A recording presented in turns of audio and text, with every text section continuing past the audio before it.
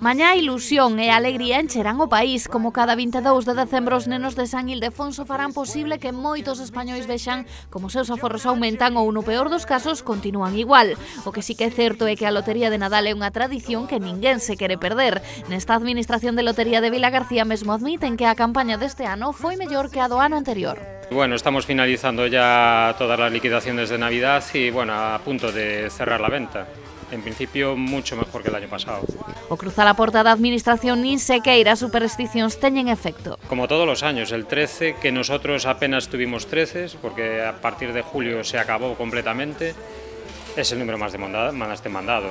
Y luego, pues, números puntuales, el 8 porque estamos en el año 18, el 69, bueno, números concretos, pero bueno, la verdad que la gente ahora ya te pide de cualquier cosa.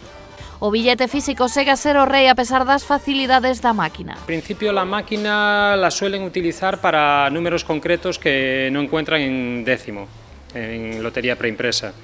Si no, normalmente te piden cualquier décimo, si lo tienes en ventanilla, y si no, pues recurren a la máquina, pero siempre para décimos concretos.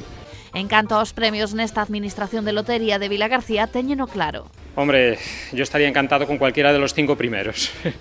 Pero si se da el gordo, mucho mejor, y sobre todo si damos en el número que vendimos en ventanilla íntegro, pues mucho mejor aún, porque estaría repartido, son 680 millones de euros repartidos en décimo, casi décimo a décimo, y todo en ventanilla.